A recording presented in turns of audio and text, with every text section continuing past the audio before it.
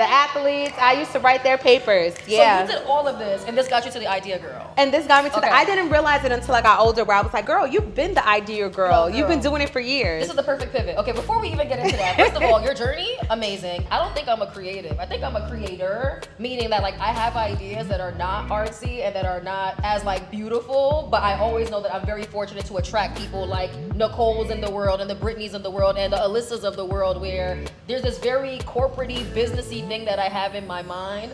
And it's so amazing and privileged to have people who are the creatives who can actually like breathe life and breathe visual life to it, right? Because it exists here. And I think it's pretty fire up here, but leave it to me to make it look good. Don't leave it to me, right?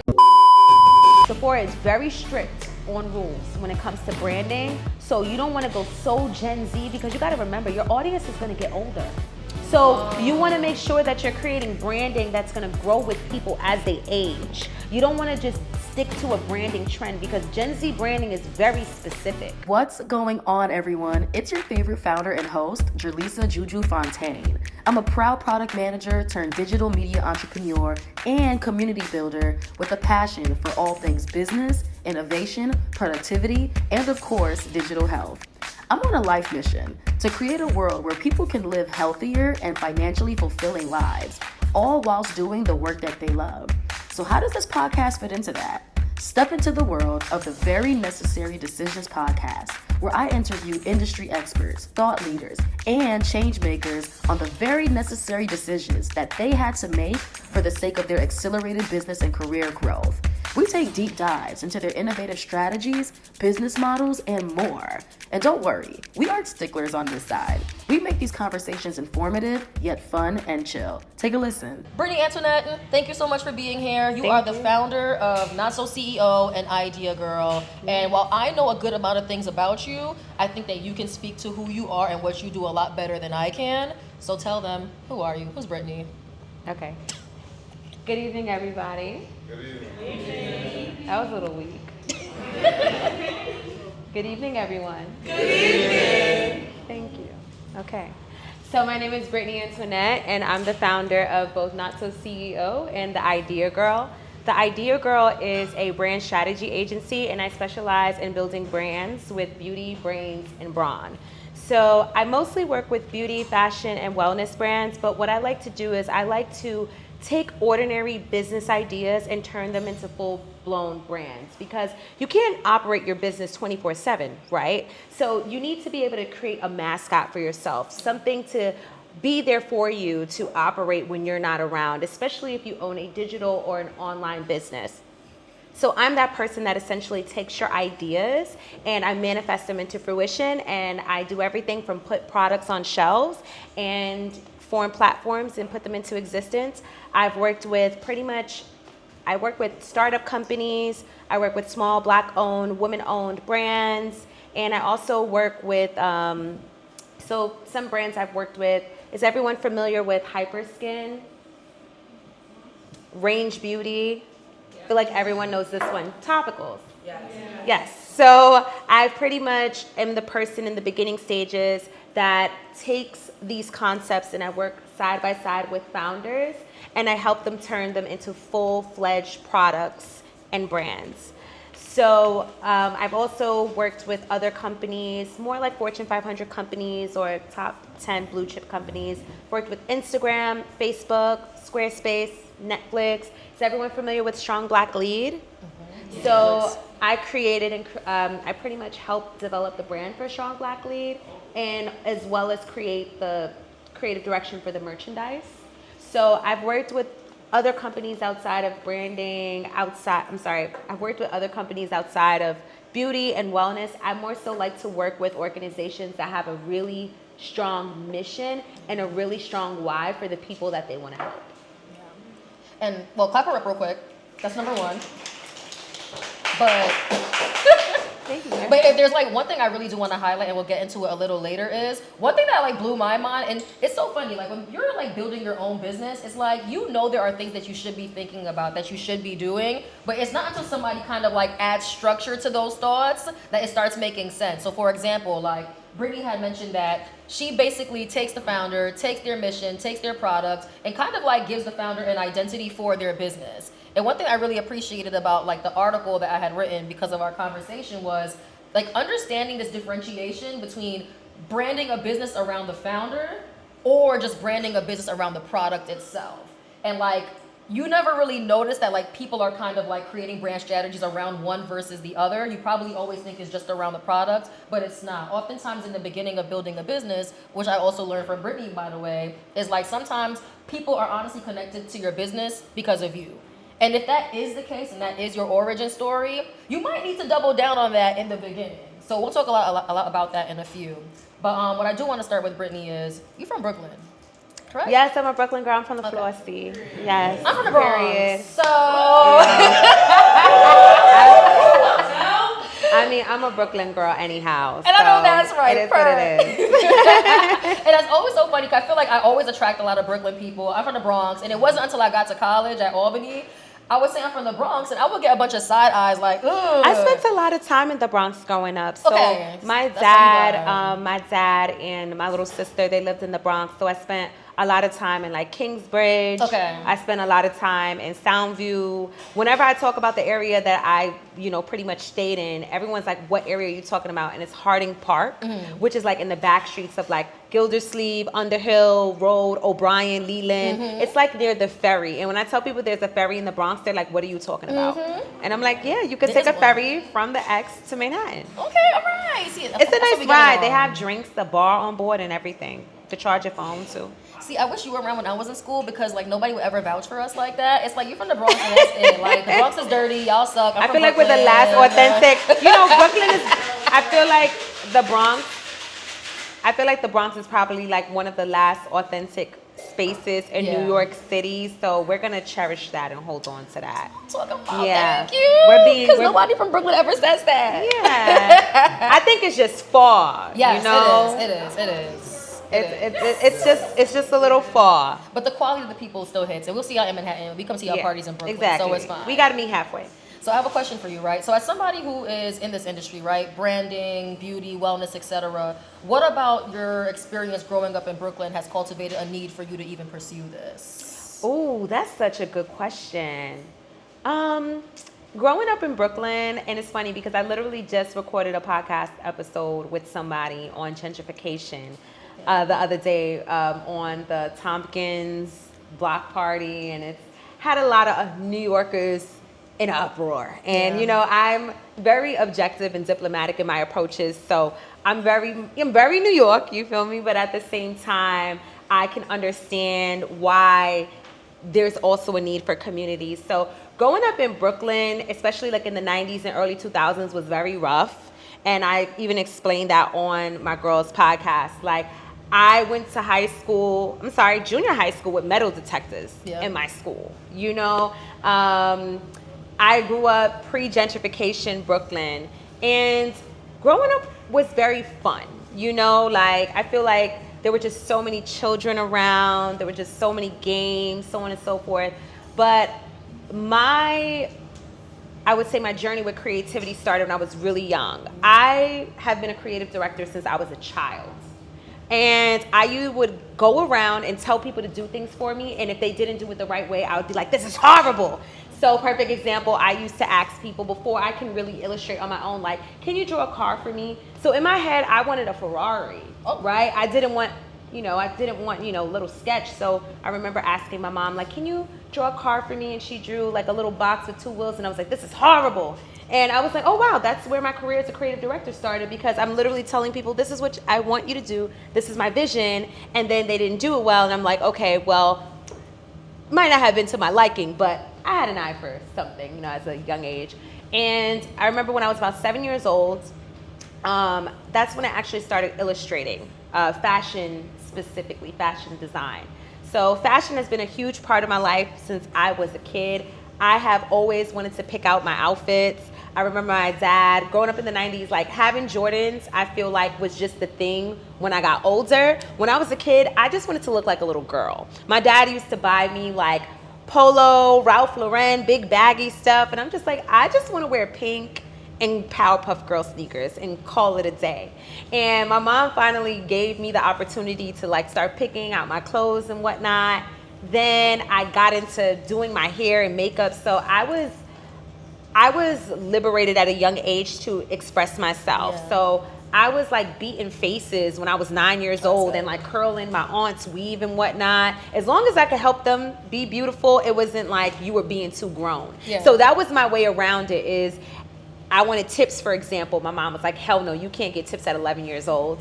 And I remember learning how to do acrylics instead. So that was my way to get around things, is that I would learn how to do these things for other people so that somehow soothed my curiosity. So I was literally doing full-blown acrylic sets for my friends in the 6th grade. I was doing weaves, flat ironing, doing people's hair, and that was a way for me to express myself. And I feel like just growing up in New York City, we are surrounded by just so many different forms of expression, from Broadway to New York Fashion Week to people's personal style. New York is literally just a complete landfill of creative ideas.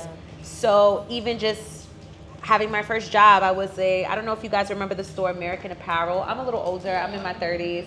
So I was like a visual merchandiser in high school, and that was like my first big girl, well, I thought it was like my first big girl job, but it was like my first job. And I used to be responsible for floor placements. I used to merchandise the entire store, dress the mannequins, so on and so forth. And from there, that is how I kind of just like branched off and started my career. But I was also, want to also mention, I was actually a fashion design major when I went to high school. I went to school in East New York. So probably not like the best neighborhood. I mean, I came from the floor. So like it was like a culture shock. Going from Canarsie to East New York, it's like, oh, wow. You know, like y'all version of bad is different from our version of bad. And I learned everything from how to sew, how to drape, how to pattern make. I was illustrating as a child. It got better, of course, as I became an adult. But that was really just me expressing myself. Everybody else, you know, wanted to be a nurse. Everybody wanted to be a doctor. And depending on, you know, it doesn't matter. When you're Black, person of color, your family it's normal for them to push you into medical careers or to become a lawyer or an accountant. And I didn't see anybody who looked like me for what I wanted to do. Well, I wanted to be a fashion designer. There was only one Black fashion designer, who was Tracy Reese, or the ones that we knew of, Tracy Reese. And now, you know, we have Hanifa, we have Faye Noel, we have Kai Collective. So back then, I didn't really see anyone who looked like me, and it was really hard for me to create that blueprint or have that blueprint for me to follow that path. And it wasn't until I got older, I'm like, well, you're the one who's responsible for creating that blueprint for yourself, because you don't know what this looks like. Maybe it's because you're the one that's supposed to start it. So yeah, I hope that wasn't like too off tangent. No, that was great. Okay. Was that off tangent? Did y'all enjoy that? Exactly. But I do want to clarify a couple of things, right? Like you talked about how you started off in like the whole like visual merchandising, fashion merchandising at American Apparel. And you kept talking about how you just didn't see like anybody doing what you had in your mind. Is that specifically for fashion or for just everything that you're even doing now? It was specifically for fashion, but I'm gonna be honest, everything that I'm doing now, I had no clue it even existed, right? There was no textbook definition for what a creative director was. It was kind of something that I stumbled into by accident. I just knew that I had certain skill sets, and I just ended up realizing that they were useful just by being in community with other people who ended up somehow, some way needing what I had to offer. Fair. So yeah, but fashion design has always been my passion. Like I was 7, so funny story, when I was a kid, I was in, I think, kindergarten. My teacher was like, what do you want to be when you grow up? And we had this assignment, and I'm like, oh my God, this is a deep question. I'm 5. Like, how are you going to ask me something this intimate, this deep? So I just said, I want to be a ballerina and a dentist. And then ever since that day, I was like, damn, what do I want to be when I grow up? I was a deep thinker as a child. So while I'm out here, I should be playing with my Barbie dolls. I'm thinking like, damn, Brittany, you got to figure life out. You got to figure out what you want to be when you grow up. And I'm 5 at the time. The responsibility. You would have thought I had bills. Like when I used to hear my mom complain about having to pay bills, I'm like, oh my God, we got to pay bills.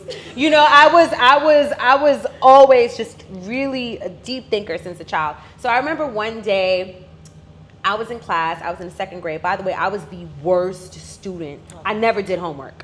That was my thing. Oh, I don't believe in beating children, but I'm not gonna lie. I never. So one of the beautiful things about knowing how to draw, I used to forge my mom's signature from when I was like 6 years old. And I don't know if anyone knows how to write cursive. Like, I still write cursive till this day. Yeah, same. And my mom probably didn't see a report card the entire time from like junior high school. She thought that we got like 1 report card a year when we really got like 4. Because I would sign her signature on everything. So That's funny, by the way. I'm so she does it till this day. I remember the first time I did it. You know, your parents used to have to sign up on your homework. I remember the first time I did it, and she was like, "Don't ever do that again." So she called you. She called me. Okay, I was like, "Mom, look!" And I just signed her signature, and she's like, "Don't ever do that again." And I was like, "Why?" And then it wasn't until I started getting bad grades, I was like, "Oh, that's why." And you still did it anyway. Nah, let me just funny. sign that off. But I remember being in the 2nd grade, and I just heard a little voice because I wanted Barbie clothes, and it was like September, and I knew I wasn't gonna get no new Barbies until December, like till Christmas time.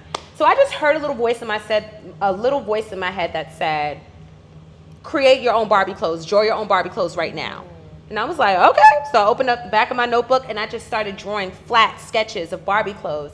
And then I closed down my book, and I just heard like something in me that was like, "You're gonna be a fashion designer." I'm 7. I don't even know what the hell a fashion designer was gonna be. Right. And that stuck with me until I got to high school, majored in fashion design, done everything from draping, pattern making, sewing, textiles, been there, done it. But then my teacher was the one who had a conversation with me and was like, you know, there's not too many Black people in the fashion industry when it comes to design. I think you should switch to merchandising and buying. So someone challenged you to make that change. So I did ended up getting my associates in fashion merchandising and buying. Okay. And honestly, that's probably one of the best decisions I've ever made my entire life, because while some people might think, oh, she's being negative by telling you that you can't do something, being able to become a fashion merchandising major, little did I know, our focus was actually marketing.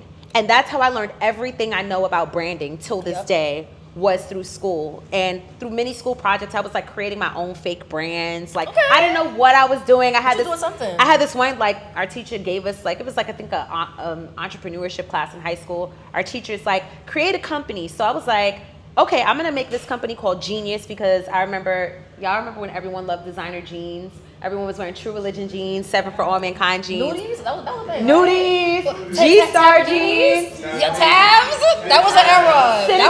Citizens of Humanity. That was an era. Yes, it was an era.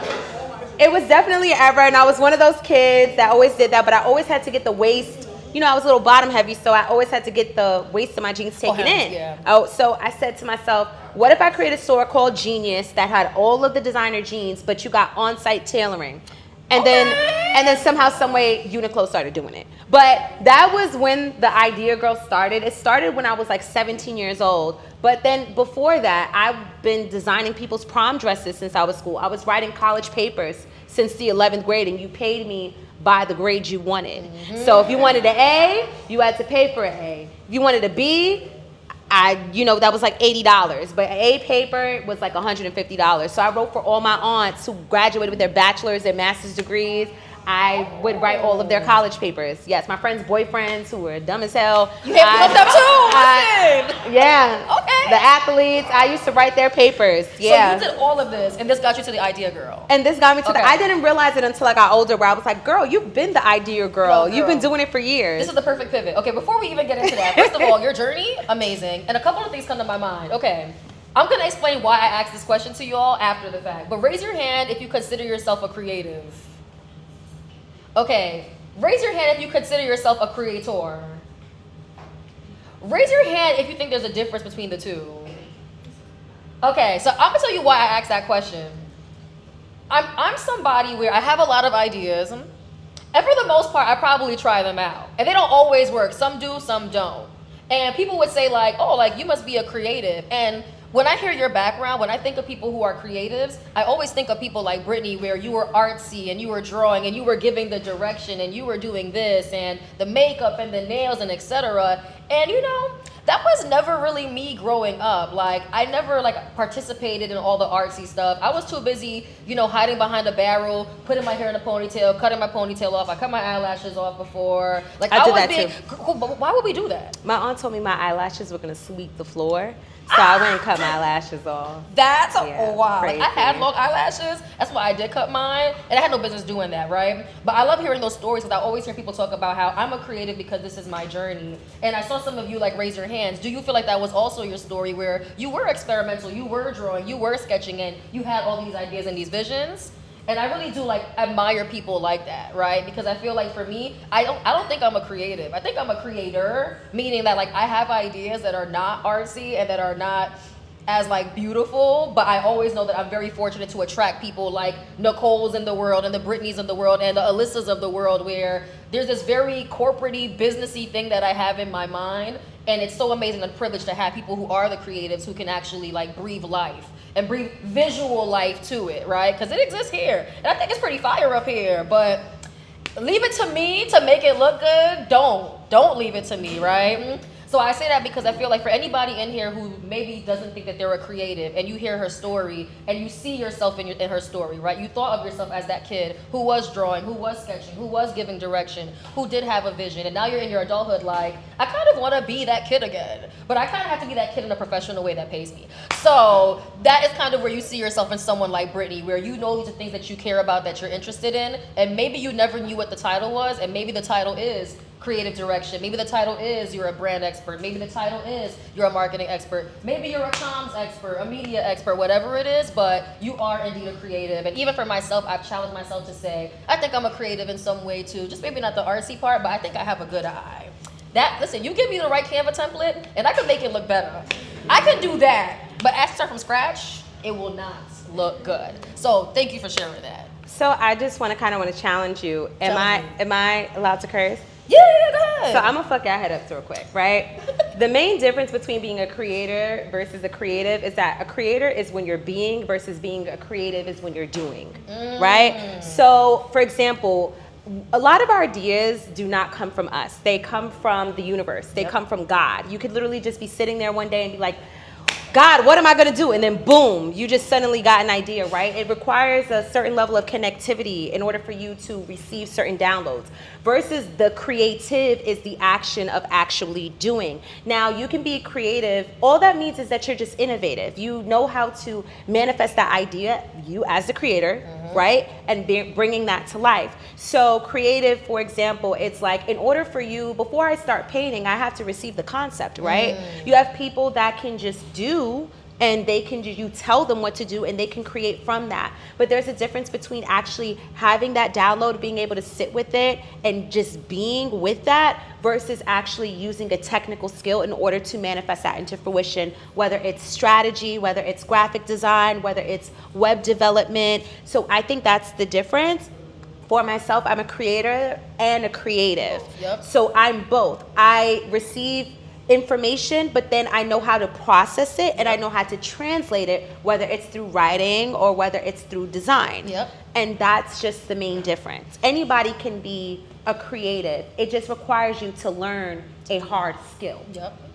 And I love that challenge a lot because someone else also painted that picture for me. And they were like, the reason, Juju, why I say you're a creative is literally for what you said, word for word. It's like, you may have an idea, but don't sleep on the fact that you actually are bringing it to life. Like, even for example, you mentioned about writing. That is being a creative, right? It's Absolutely. Like you have words in your head, you have thoughts, you have things kind of just going all up over here. And you're like, okay, but how do I communicate it? How do I share this with the world? And sometimes it isn't through a website design, or it's not through a graphic design template. It's maybe through words. And I felt like I had to realize that, I am a creative. I'm gonna embrace that title because I envy creatives. I'm like, damn, I want to be as cool as them, right? And it's like, maybe I am a part of that legacy too, right? Yeah. I can be both the creator, where I have this idea, I have this concept, but I also do have the hard skills and the technical skills to bring them to life. So I feel like I'm a part of gang. Yeah.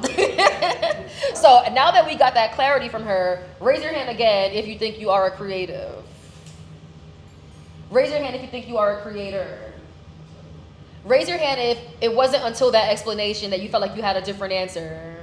Right. And that's why I wanted to do that, because I think that a lot of us really are both, and we don't embrace that. And that was a challenge that I had to go through until I encountered other friends in the Britneys of the world. So, in light of the Idea Girl, now we're making a huge pivot. Let's get right into the branding. Talk about Idea Girl, where it came from, and what were you able to do through that company? Okay, so the Idea Girl initially started, the Idea Girl didn't manifest into fruition until 2016. I was working at the time, I was kind of like in between jobs. I think I was about maybe 20 years old at the time. I'm about to be 33 next week, so just for context, right?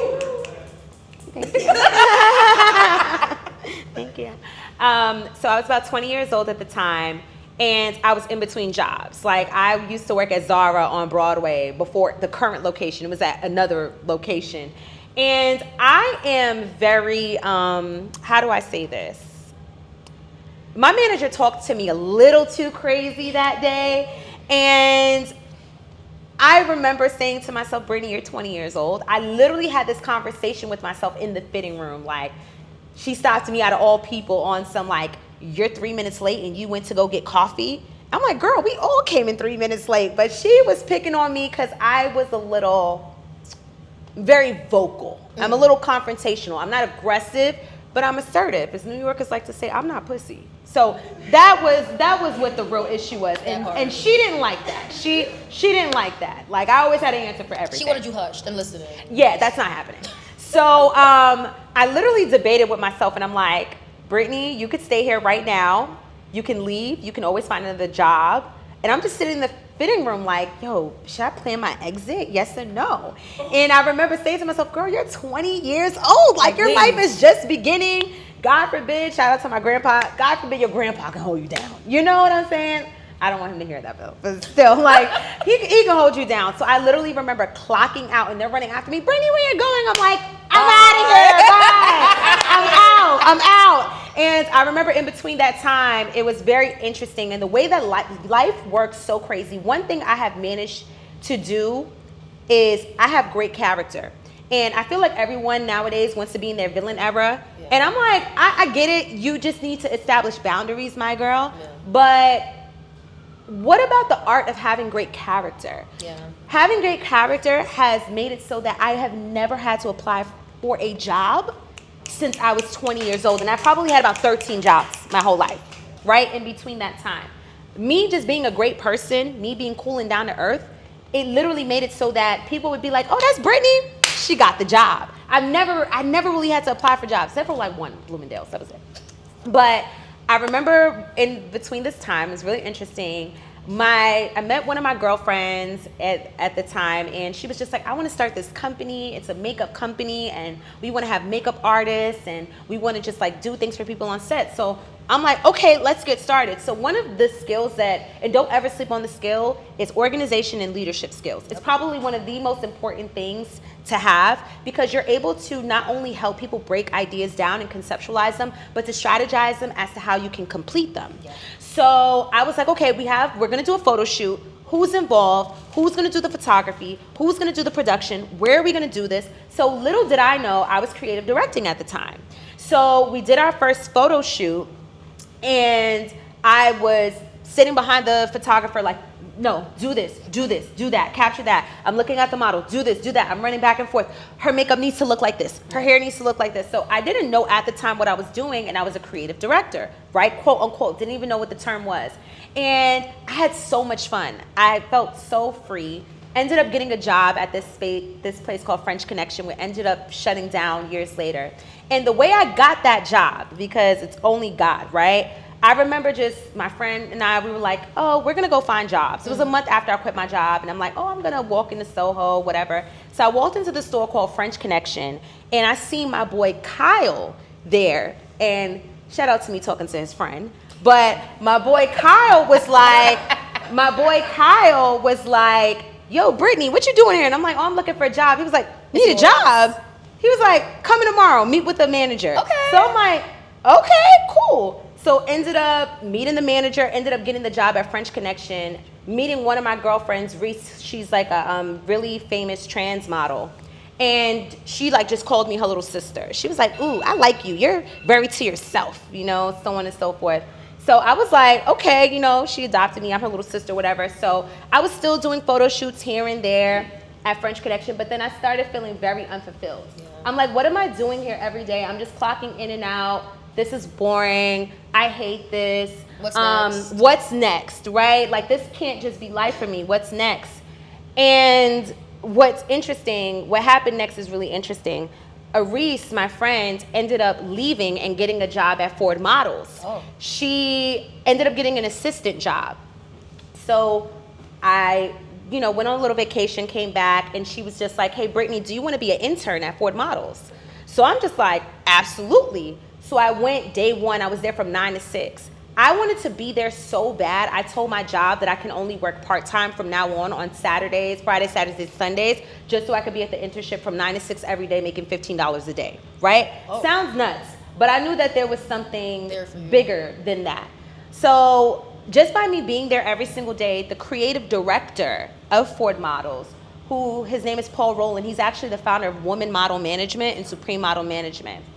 And he took a liking to me. And literally within a few days of just me being there, I ended up becoming his personal assistant. So that summer, I was creative directing shoots, not knowing what I was doing.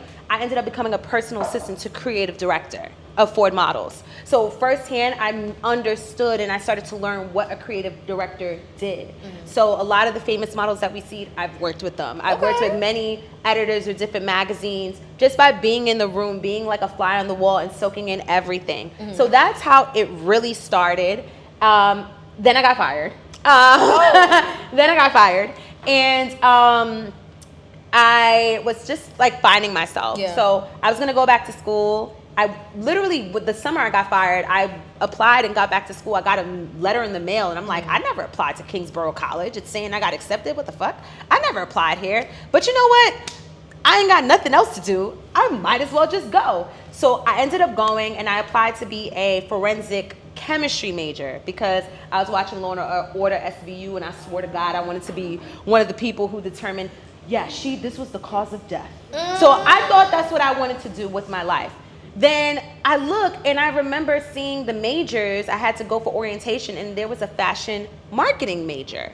And I'm like, that's really interesting. And I just heard that same voice when I was a little kid that said, just draw your own clothes, that said, switch your major right now. Okay. And I'm just like, what? Like, I'm just like, so I just did what the voice told me, which was switch my major. Yeah. And that is essentially, I got into the program. And that is when I started learning firsthand about branding and marketing. But back then, branding and marketing wasn't really a thing. Okay. It wasn't something as to where it wasn't a title people did it. It was like there was graphic design, communications majors. There was no in between of that. Yeah. Like marketing was still very new to the point where a majority of 4-year colleges didn't even really have it as a focus or major at the time. So that's when I learned everything about branding. I learned how to create target audience strategies through school, and we would make mock projects all the time. So it was nothing to me. I was used to doing like a 12-page paper on Zara being a vertically integrated system and why they do so well. So I was used to doing the research. I was used to learning about the customers. I was used to doing all those different things. It didn't hit me though until I was working in the car industry. So a little thing about me, I worked in automotive. So I worked in like luxury exotic cars for a period of time. And that's how you essentially learn how to sell like $1 million products. Right. Like buying a car is, especially an exotic car, is a whole different type of ball game. So I used to sell Lamborghini Aventadors, Rolls-Royce drop heads, Bugattis, Ferrari Enzos back and forth to different auctions, swapping between people, because key thing, a lot of these people don't buy cars. They lease them, run up the lease, and then do it as a tax write-off, which is crazy. Like you think all these millionaires, billionaires own their cars? No, they don't. They lease them, and they put very few mileage on it, so that way they can just like resell it back to the company. So this was me just acquiring all the skills as I could. Became a business management finance major. In my bachelor's at Brooklyn College. Hated the major. Hated it, absolutely hated it, because there was nothing creative about it. It was finance. So sometimes when you hate something, it directs you to what you might like or love. So it helps me create boundaries with myself. Like, okay, you don't like finance, you don't like this. What do you like? So ended up getting fired from that job, ended up working for like a Mitsubishi, Honda company, whatever. And that's there, with working through there, I ended up getting, my career is very interesting. So which one of those made you want to start an Idea Girl? So you had to it hop was around actually a lot. Honda. So a Honda so not dealership. the Lamborghini one, the Honda No. one. Okay. But the Lamborghini dealership taught me how to sell high-priced items. Okay. Like, for example, like, it's very different. Like, if you can sell somebody something for $1 million, you can sell anything, right? So I was working at a Honda dealership, and I ended up getting promoted from like a receptionist to a marketing manager. So that's when social media was still kind of sort of new, and like ads, at least the business side of social media, where we're now using ads, so on and so forth. So this is like maybe 2015, 2016. And I was just sitting at my desk one day, and I heard a voice that was just like, why don't you call yourself the Idea Girl? Because everybody would come to me for everything. Whether it was, Brittany, how do I find this outfit online? I understand fashion terminology. So boom, I know how to Google it and find it. Brittany, can you help me write this paper? Okay, boom. Brittany, can you help me draw this dress? Boom. So I was like, everybody was always coming to me for everything. And that's why I named myself the Idea Girl. And at the time, I was doing parties. Like the girl who basically kind of had me slide into her marketing position at work, her name is Lauren. She was throwing these parties, and I would come on to the parties, and I would, you know, market the event, get people to come out. But then one event, I got the chance to design everything. I just randomly asked like, hey, can I design this, whatever? And that is how I got started with the Idea Girl, how I, you know, got into the design aspect. But it didn't hit me until I was like, wait, the designs, even though it was fun, it wasn't hitting for me with people. Like, there was just so many holes and gaps with their companies that I was just like, something's not clicking. That's when I remembered everything that I learned with my degree in fashion marketing, because everything still applied. Target client strategy, figuring out your mission, figuring out your vision as a company, figuring out your target audience, figuring out your competition. I said, what if I took everything that I learned in school, paired it with what I know how to, you know, do with design and write, and I can just do this for companies. So that's, you know, how it started. Again, that same little voice, right? That always comes to me once in a blue moon. This voice said to me, I was in the shower one day, and I think this was like the first time Black Lives Matter happened. And I heard this voice that said, you need to recreate the Black Wall Street. And I was like, what the fuck is that? What the fuck is Black Wall Street? I've never heard of this concept before, ever in my life. I was still in school, and I was just so happened to take an Africana Studies class. And during that class, we learned about basically Africa and what Africa was before pre-colonialism, and learning about Timbuktu, learning about Kush, learning about King Mansa Musa, the Sungay Empire, the Malian Empire. I was like, whoa, like I had no clue this is where we come from. And that was when the idea came in, like, you're gonna recreate the Black Wall Street. It kind of like everything kind of synchronized.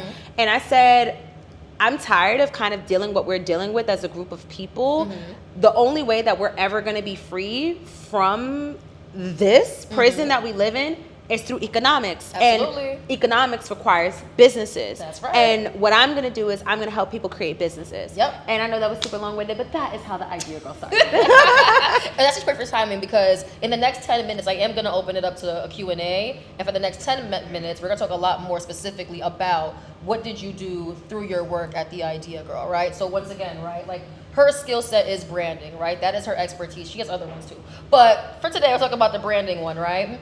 You were fortunate enough to kind of find your role in re-empowering the Black community economically, right? And it may not be through like providing capital for their businesses, but you're providing a service to them that allows them to generate capital, right? And capital for them, for their families, for their businesses, and hopefully also for their communities, right? So when you are making a decision to work with a brand, who do you want to work with, or who did you want to work with? Well, for one, I started off with working with companies. At one point in time, I took everybody, right? Because you need money. So you're going to take whatever clients it is that are around that's offering you money. But then I decided to take my own advice and take me on as a client. And I remember this was the summer that I just started, right? I was just freelancing. I just got fired from my job. So I had the whole year to myself to really figure myself out. So that's when I started building systems for myself, understanding CRM, learning project management, and how to incorporate that into my business. And I really thought, like, who do I want to work with? So there was this company, they dissolved, but there was this company called Base Butter. And they came to me and they wanted me to redesign their beauty packaging. Beauty is a huge part of my life as a woman. I've always loved makeup. I always did my hair. So it just felt very natural to work with beauty brands. Then my first client was actually a fashion company called Lily's Closet. Oh, I heard of that. Oh. Yeah. Yeah. Oh yeah, I've been on with Lily's Closet since 2017. Like I got fired from my job, and then literally 2 days later, Lily hit me up and was like, "Hey, do you want to like design newsletters?" And I'm like, "Okay." And then she's like, "Hey, do you want to design my Shopify website?" I'm like, yeah, sure. I did not know how to design nothing for Shopify, but I figured it out. That's one thing about me, is that I'm going to figure it out. And that's what being a creative is about. It's about figuring out how to become the solution to the problem through a skill. So I said, you know what? I'm going to teach myself through YouTube how to design a Shopify site. So I was working with companies like Lily's Closet. That's been my client since 2017. That's one of my best friends till this day. And with beauty brands, it was like after a while, people started just knowing me as the beauty girl. Yeah. So people would come to me when they were designing a skincare brand or they're designing a beauty brand, and they would know to come to me specifically if they wanted to be on a shelf, right? So I took all of the knowledge that I learned from being a fashion merchandiser when I was 16 years old. I understand product placement and how a floor is supposed to look. So I know how a product should look when it goes into retail and when it's going on the shelf. So one thing I will say that I did is I took my skills from every single job that I have. Even though you might be leaving a job or you're leaving a company, you're never leaving your skills behind, whether it's a technical, soft skill, or a hard skill. Those skills make up who you are, and it's what makes you unique as an individual, and you should actually look at those things. Yeah. So that's what I really did. I knew that I was a great writer. I knew that I was a great designer. And mind you, I'm a self-taught designer, by the way. I started off with Canva, and then I taught myself Photoshop and InDesign and Illustrator, like through YouTube University, through trial and error. So I am very self-motivated in the sense as to where if I don't understand something, I will motivate myself to try to figure it out. So with working with beauty brands, I felt like there was a big problem as to where Black and brown women were not represented. And with working with the founders, all of them had super compelling stories, like Alamede from Topicals. She came to me in 2018 originally. And so Topicals had so many different iterations before we even finalized what it was gonna be. And we actually worked on the brand in 2019, and Alamede, she had, at the time, bad acne, and she was dealing with like eczema. So she told me she wanted to create a skincare brand for women and men, or he, them, they. And she wanted people to feel included. Like, these people can't go to Glossier and buy Glossier products because it doesn't work for their skin. But when they go to a dermatologist, the products are in ugly packaging and like medical tools. So that's when the name Topicals came about, right? So she wanted to create something as where people felt included. They felt a part of the conversation, and they had something created for them. And what we did was we developed a brand strategy and a brand identity to reflect that was fun, that was vibrant, that was bold, that made people feel like, oh my God, this is a really cool product to have. I had no clue Topicals would be as big as it is today. It was just me working at the time. And then as soon as they launched, and they didn't even tell me how big it was going to be. As soon as they launched, I think they did an exclusive partnership with Nordstrom. Okay. And then literally right after, they were exclusively sold in Sephora. So that was like my first Sephora brand, was like my first real placement was in Sephora. And then after that, Hyperskin came along. I did Hyperskin before that. They got placed in Sephora. Okay. And so then two placements. And there's one more y'all going to see in Sephora. I just can't say which one. Hold on. So So Clap her up for even having two. Because don't keep talking yet. Hold on. Like, you need your flowers. Amazing. Now keep going. So I ended up just getting really good by focusing and niching myself. Yep. Because anybody can be a designer, right? But are you going to be a designer for medical companies? Are you going to be a designer for coaches? Are you going to be a designer for wellness people? And that goes for anybody, right? You could be a teacher, but what subject are you going to teach? That part. So I think when it comes to you being an entrepreneur, you need to get really focused on exactly who it is that you're serving and exactly how you can align your interests in the things that you're interested in so it doesn't feel like work, right? Because passion can burn out. But what are you interested in? What are things that you can't get tired about talking about? Things that you can't get tired hearing about? And that's what I did. So that's why I specifically like to work with branding. That's why I specifically like to do branding for beauty, wellness, fashion brands, because it's a part of my lifestyle. Beauty means a lot to me. Fashion means a lot to me. And so does wellness, especially wellness. So yeah, that's how I kind of, you get good at doing the same thing over and over. And doing it well. And doing it well. But the thing is that everybody's a beginner. My first few brands look like shit. Like, I'd look at them and I'm like, wow, Brittany, you did not do your big one on that one.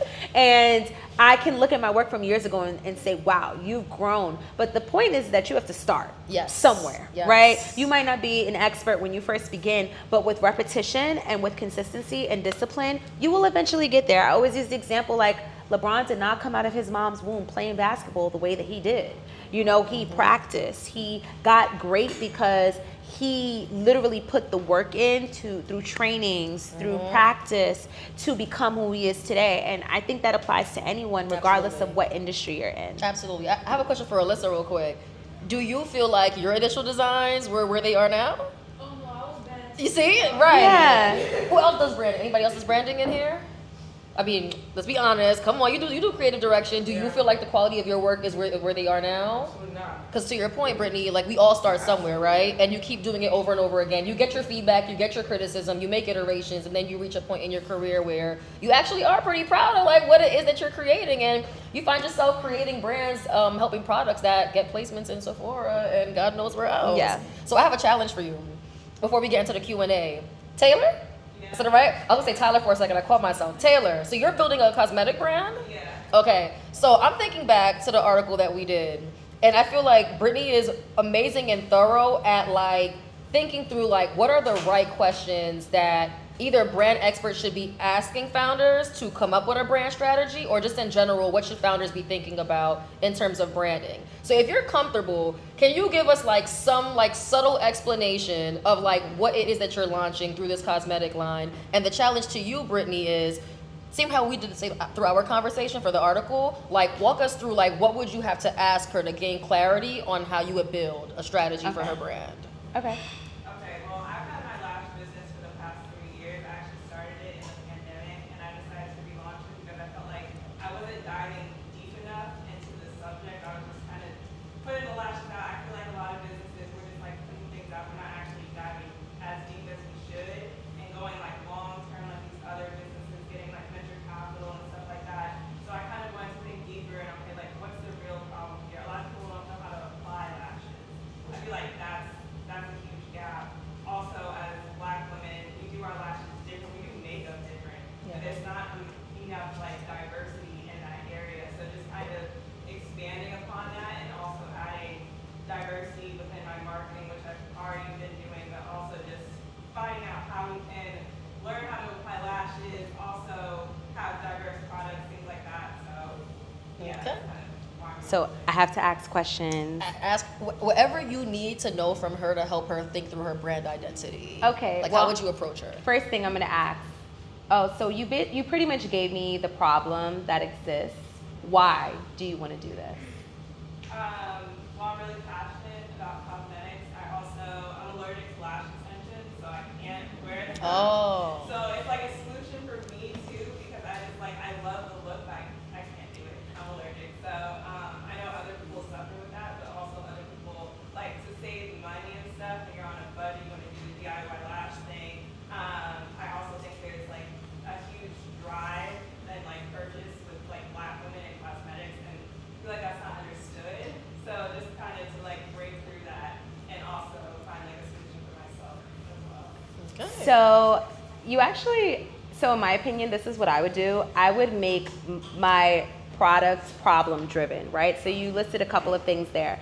People don't really know how to apply their lashes. The next thing that you mentioned is that people have allergies to lashes because you are allergic to lash adhesive. And I've had situations where I've gotten lashes and they itch, they don't last that long. Then the third problem that you mentioned is that they're expensive. So how can I be the solution to the problem, right? You want to make sure that it's accessible and affordable. It's easy to apply. That's the next thing. And what was the other thing? What was the third one? Do you remember what you said?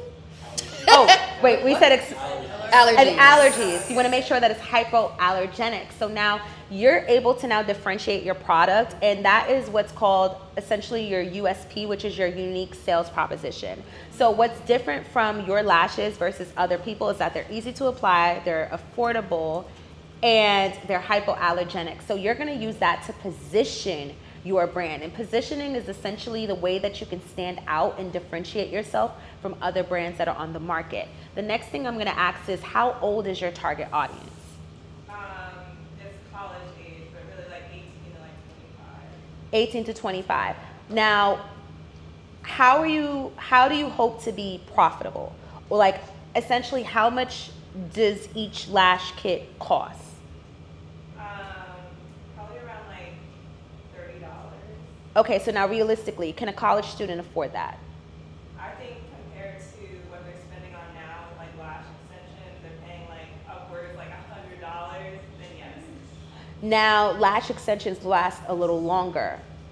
Will your lash extensions be able to uphold when it comes to longevity? Because if I get my lashes done and I pay $100, I'm going to expect for them to last for 2 to 3 weeks, right? But now your product, it's $30. How many wears am I going to be able to get out of it? Well, ideally, I would want my lashes to last like for a week or longer. I'm still testing the product to see if I can get like the right glues and everything. So I think that that's the beneficial part, just having like last long enough and also like the quality too. Okay, so now the reason why I'm going to ask these questions is because it's going to challenge you to now be more innovative, right? So essentially, in order for me to keep my lash look, I'm going to essentially have to buy 3 different packs, which now totals up to $90. Why would I now buy that when I could just go get lash extensions for $90, $100? Well, I guess I'll break it down more. With the lash kits, you can get a lot of wears from it. So it's like, I don't even know, like 25 different styles you can do where like, you know, there's so many lashes within a kit that you get the wear, you get the longevity too. You don't really have to keep rebuying things. Got it. Perfect. So now I guess what I want to ask is, why not actually open up your demographic?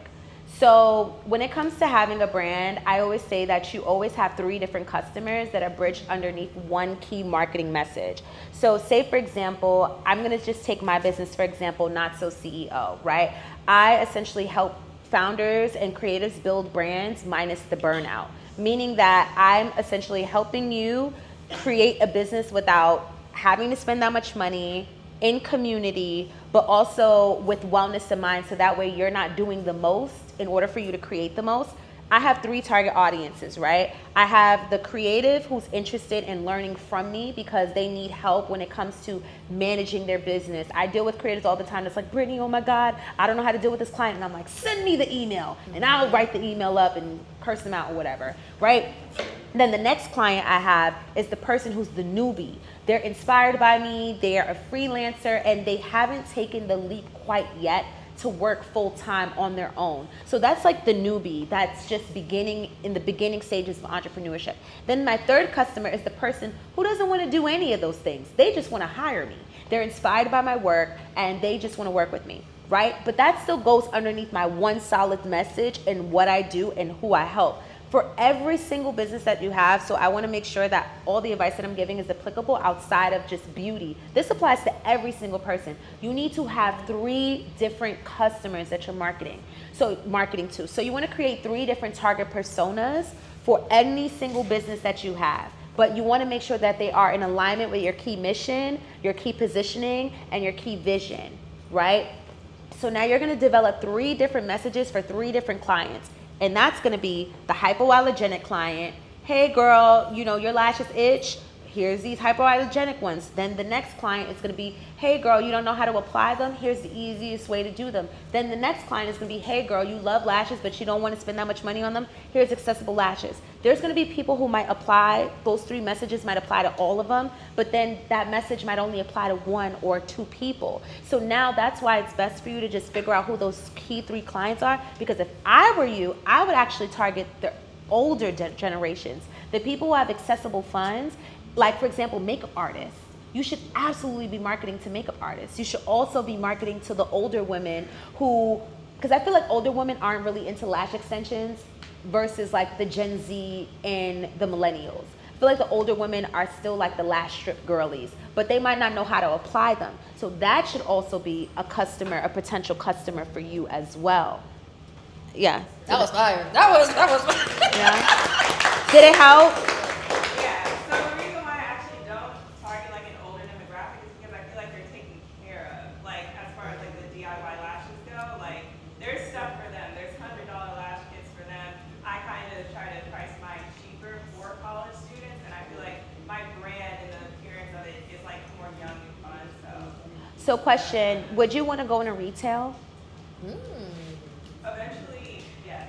Yeah. What stores would you imagine yourself being in? Probably Sephora.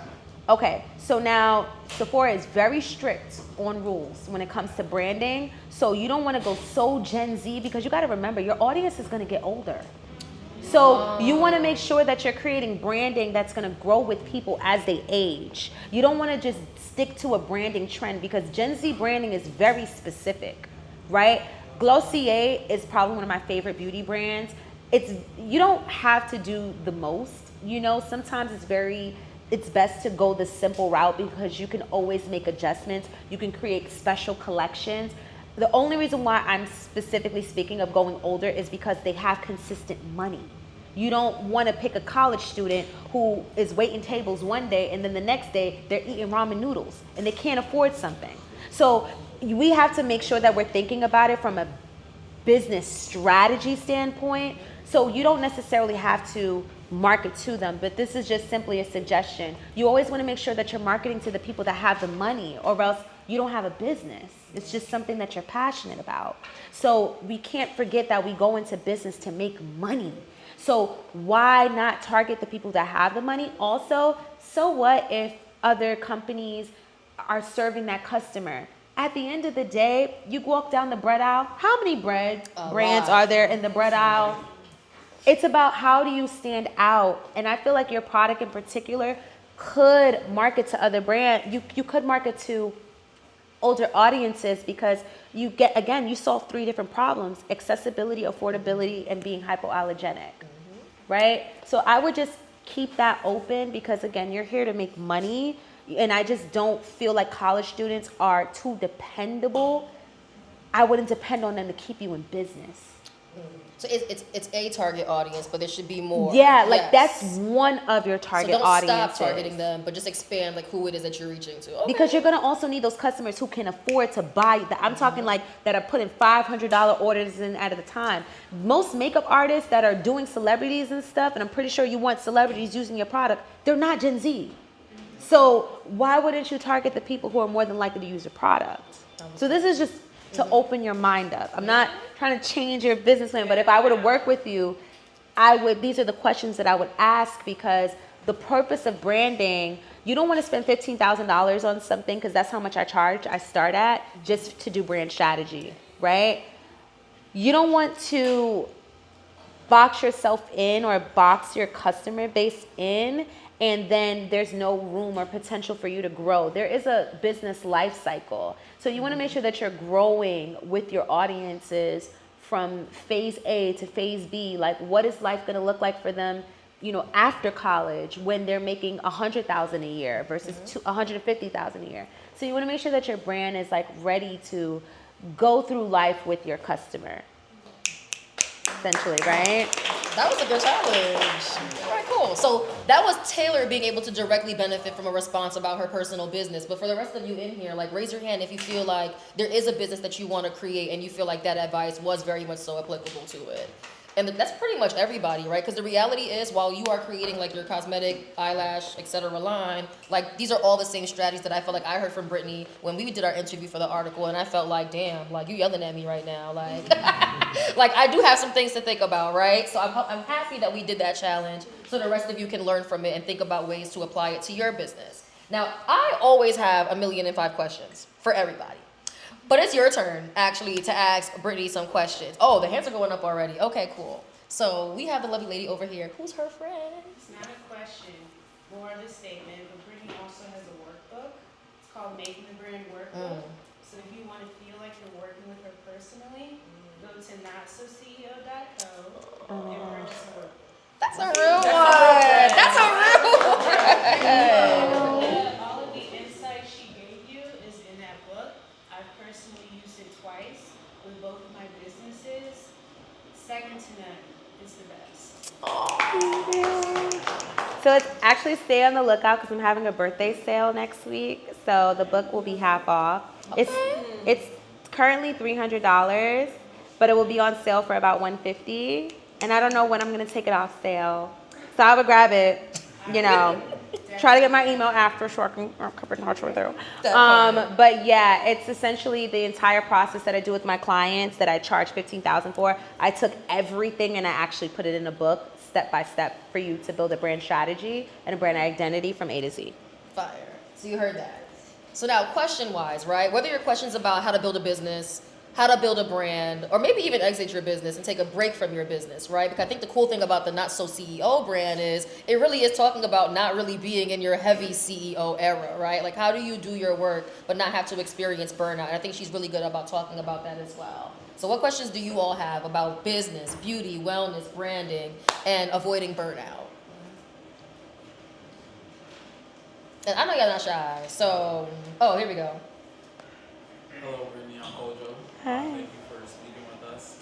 My question is around you mentioning at the beginning, like in your early career, how people will come to you for ideas in terms of like beauty, branding, and things like that. How did you, at your early stages, put yourself out there as like an expert in this industry? How did you brand yourself for people to come to you for those kinds of ideas? Well, I will say this. I never positioned myself to be an expert until I did the work that made me worthy to be an expert.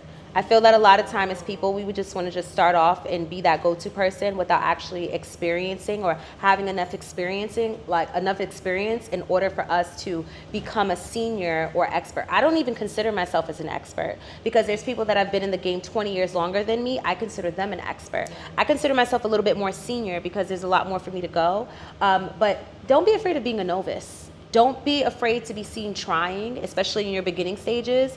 When I first started out, people knew that I was just getting started, but they were just willing to take a chance on me because I was willing to take a chance on myself.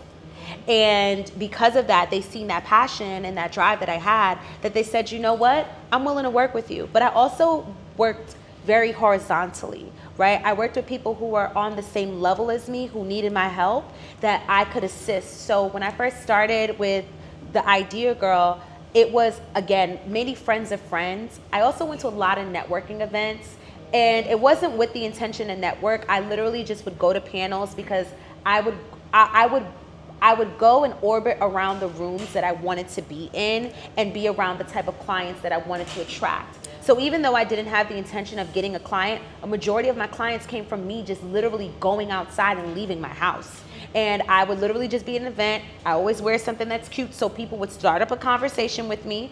And it's like, oh yeah, hey, I do this. And the next thing you know, I got a client. So it's definitely leaving your house. Don't be afraid to be seen trying. You don't have to position yourself as an expert to get started, because if you're going to position yourself as an expert, you better bring expert results. Yeah. And you can't really get upset when the client has higher expectations for you. So I feel like there's a lot to learn in the beginning stage. Actually embrace that and tweak as you go. There's nothing wrong with just being a brand designer versus an expert brand designer. Expert just means I charge a lot more for the information and the work that I provide. Thank you. I hope that answers the question. I did. Yes. Oh, I have a question, but if anyone else has a question, I can go first, but. I have a question. Yes. And forgive me because I'm a therapist, so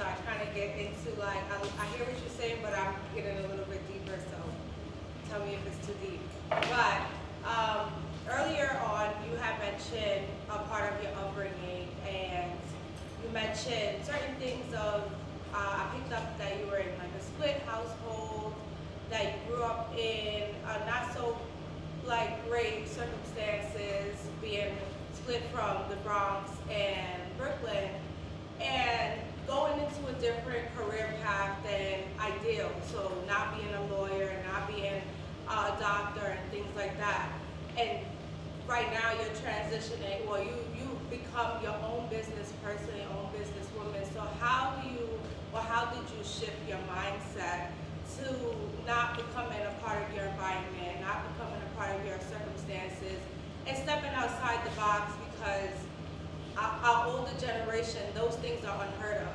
And so because you weren't in that box to where your older generation expected you to be, how did you overcome that mindset to, yes, I'm doing the right thing? Because you had mentioned, I quit my job.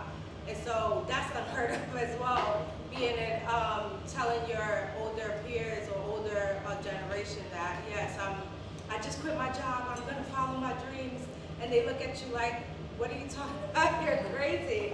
So how did you shift your mindset to be able to say like, no, I want more for myself. I'm gonna go out and get more for myself outside of the negative talk that, environmental probably places on you, not to mention the stigmas around growing up in Florissant and growing up in a split household with visiting your dad and your little, you know what I mean? How did you overcome those type of circumstances? That's a great question. So I also want to just let you know that your question is never too deep. Okay. It just means that you're sometimes it just means that you're an insightful person. So, I would like to say that. Wow. So I will say this. I taught myself how to be my own biggest fan. And the reason why is because I say this, God and me are my number one biggest fans. And ain't nobody gonna cheer for me harder than the both of us at the end of the day. Depression was one of the first things that made me realize I wanted something different in life. When I was going to work every single day, it just felt so inundated. And I was just like, what am I working towards? It just felt so monotonous, like every single day, clocking in, clocking out. I hate my coworkers. I hate my boss. I'm like, this cannot be life. And I just looked at how miserable my peers were. And it's funny because I remember telling my aunt and my mom one day, all you guys do is talk about work and how much you hate work. Like, I don't want to be like that when I get older. Like, shouldn't I feel more fulfilled? Since I was maybe about 20 years old, I started asking myself those questions, right? I didn't just up and say I wanted to become a business owner one day. It literally took for me to actually understand my emotions and navigate them in order for them to guide me towards my purpose. So I feel that every single human being has purpose on this planet. And your purpose is going to be different from everybody else's purpose. At the end of the day, we were all here to serve people because we're all reflections of God. Not to make this super religious because I'm not, but I'm very spiritual, right? So I'm going to mention God and the universe a lot. We all are ordained with a specific purpose, whether it's to make people laugh, make them smile, have them heal, help guide them to making their business and breaking generational curses. Like, we all have a purpose, and it's going to look different from other people. Once you at least go searching for that purpose or start asking yourself what's your purpose, you're already on the right track, believe it or not. You're already on the right track when you say to yourself, why am I clocking in and out every day? It starts right there. Mm-hmm. There's so many people who are just so numb and that they are just so used to their idea of what life is because we're all taught that this is what we're supposed to do. I had a really interesting conversation with one of my girls today. Her name is Amani. She's the founder of CultureCon. Mm-hmm. Make sure y'all go. Okay, this year. Make sure y'all go to CultureCon. So we were talking about the concept of stillness. And she said the problem is that so many of us think that being still is being lazy. And we think that being still is wasting time. And we always try to fill our minds up. And we don't even realize how many thoughts that we have that's circulating in our minds don't even belong to us. Yeah. Right? They're projections from other people. They're things that we see on television, songs. Like, our minds are programmed subconsciously. try to sit in stillness. When I started realizing what my purpose was, it was because I hit my depressive episode was so bad. I wanted to end my life at one point in time. And I remember before that happened, God was just like, hold up. Chill out. I need you to sit down and not think about anything for the next 15 minutes and just breathe. And when I did that, I literally just I was just vomiting emotions and just crying. And then I got really clear instructions, really simple things. Try to eat a little cleaner, try to meditate a little bit more, and just to actually sit with yourself. And then from there, I feel like that's when my life changed. Unfortunately, it takes an emotion like depression to get you there. But depression actually helps you start wondering about your life, right? Because it's when you lack a sense of hope. That's when depression comes about. Like, how can I get out of this situation? And you just feel stuck sometimes. I think what you have to realize is that you come out of your mom's womb by yourself. You're gonna go in a box by yourself. Why do you care what anybody else thinks? There's a saying, you live every day, but you die once. You don't ever wanna spend your life regretting all the things you shoulda, coulda, woulda, because at any person on their dying bed, they're literally gonna talk about, I wish I wasn't so stressed out. I wish I wouldn't let people stress me out as much. I wish I would have taken that trip. I wish I would have just quit that job and say, fuck my boss. That I'm real quick to say fuck you at work. You know? And I think the problem with some people nowadays is because you don't curse people out no more. If you had a boss, that coworker that did you wrong, let it out and then clock out. Okay? Because your emotions,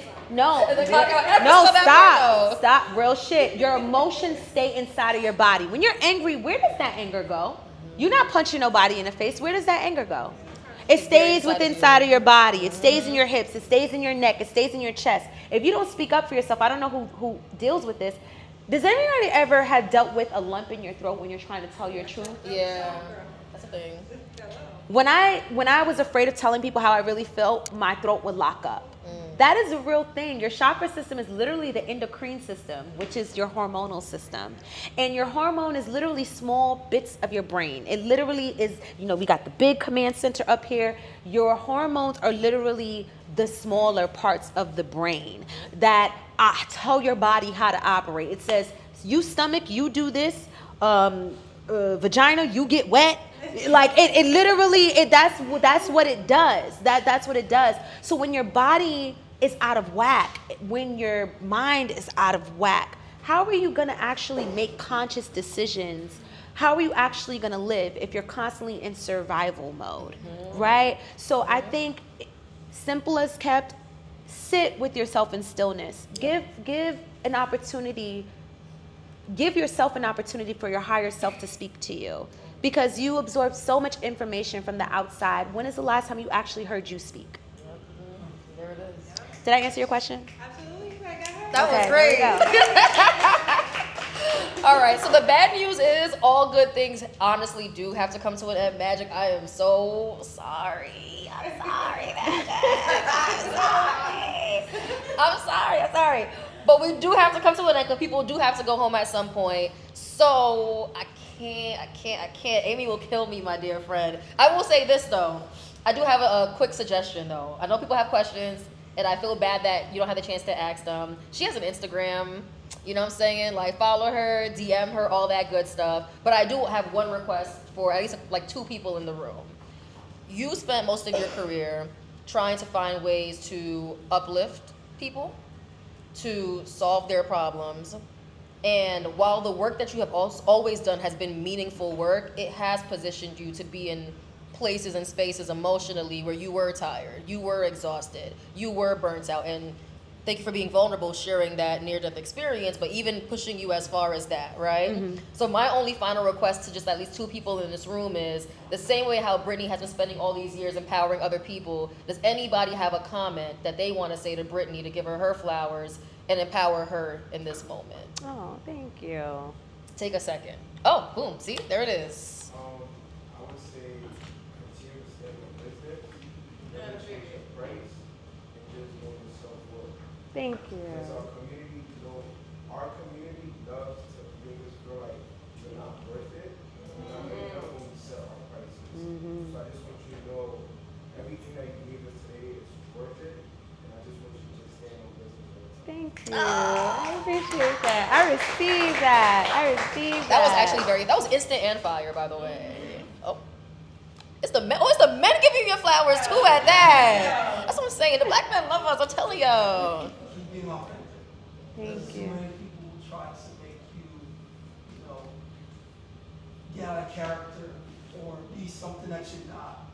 When you said you were talking about the lump in your throat or trying to speak with you, I felt that because there were so many times I wanted to say something, but it was like, oh, someone else is gonna feel some type of way. What you were speaking about is how you, like you said, standing on business, but also being true to yourself, because sometimes in society and people will try to beat you down. I always think of what Tupac said, because the world will try to beat you down a lot, and then you may end up crying a lot, but keep your head up and keep being authentic, because the world needs more people like you to express that, because some people, especially those like me, who are trying to speak their truth and speak their mind on something when he knows that you want it to come out, keep being there, because somebody else is going to take that and be able to, like, you know what, I'm going to stand up for myself and remind people that this is who I am and this is what I'm going to say. Thank you. I received. That was so beautiful. All right, that was actually mad. All right, I lied. I'll take one more flower for Brittany, because that was actually mad cute. Oh, listen, listen, they showing out. Go ahead, give her flowers. First, I really like what you built with it. I really like what you built with yourself. Thank you. You're doing a lot of great things.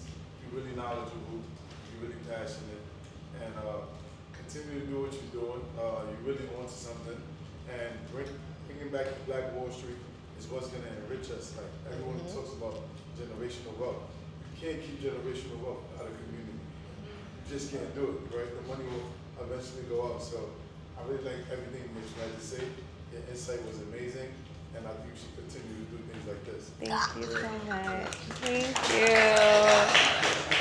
All right, you guys. So with that being said, once again, sadly, all good things must come to an end. Brittany, once again, thank you so much for making this a very meaningful experience for me.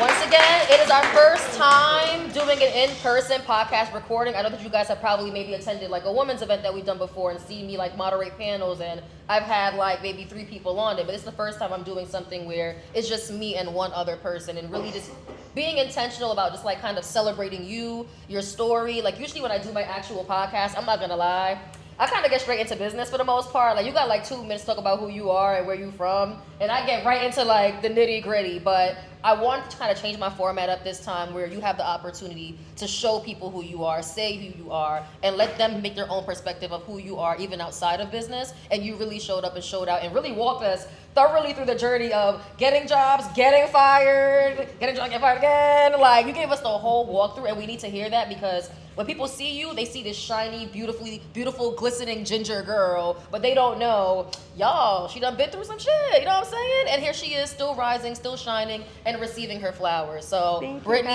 thank you so much. I am done, Brittany's done, but Magic does have a quick activity for you all before you leave tonight. But Brittany, give me a hug. You were great. Thank you guys so much.